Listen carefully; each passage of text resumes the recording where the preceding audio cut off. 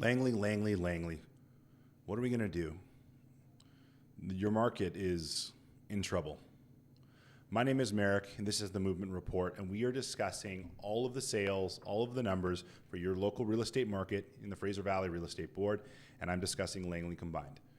Langley is down 36.7% from the 10-year average on sales.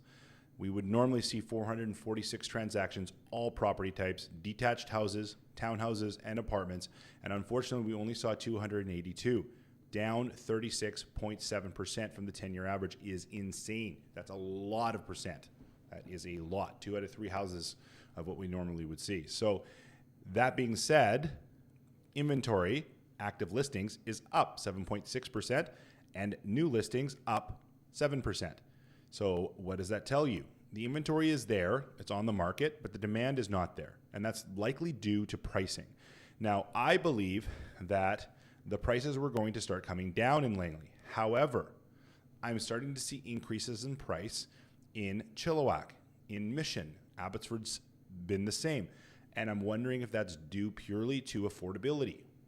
Langley's prices are considerably higher than those markets.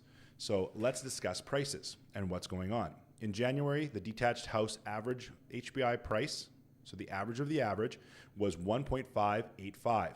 That's now gone up 1.591. So it's actually gone up $5,800, so 0.36%, even though sales are down 36%. Even though there's more inventory sitting on the market, the price has started to trickle up. Sales to active ratio for detached houses, 28%. I couldn't believe it either. You got 36% less transactions, and we're still seeing a 28% sales to active ratio with more inventory sitting on the market. This is impossible. The townhouses, almost completely stationary, down $900.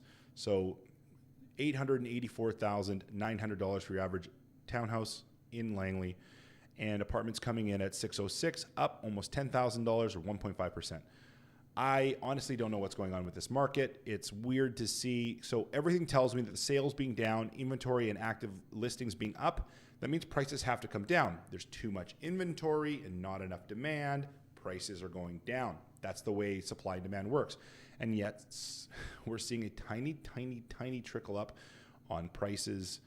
It doesn't make sense. It'll be really interesting to see what happens in March. I know talking to some agents out in Langley, I'm in Abbotsford. I do work in Langley, but people that are, predominantly Langley, I would be predominantly Abbotsford. They are saying to me that they are starting to notice things are selling quicker. So that is interesting to me. The word on the street with other realtors is that things are starting to sell quicker. There's more demand, whatever. So the numbers in March, I cannot wait to see, and we'll see what's happening in this local market.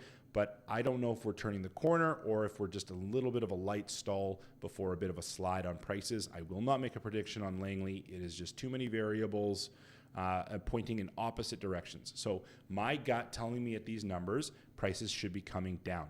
That's what it looks like. The inventory is too high and we have not enough demand on the sales side. So prices should be falling. That is my gut. However, when I look at the sales to active ratio, I'm seeing 28% sales to active ratio for houses, 41% for townhouses, 40% for apartments, which are staggering sales to active ratio. 12 to 20% is a balanced market. When you see anything above 20%, that's a seller's market. So this is really interesting to see these sales to active ratio. If that stays high, prices will start to level or go up. I mean, it doesn't make sense because we have more inventory than they clearly need for the amount of sales that are happening. Again, 36.7% below the 10-year average on sales. I don't want to make a prediction. I am waiting to see what happens, and it appears that everyone else in Langley combined is waiting and seeing just like me.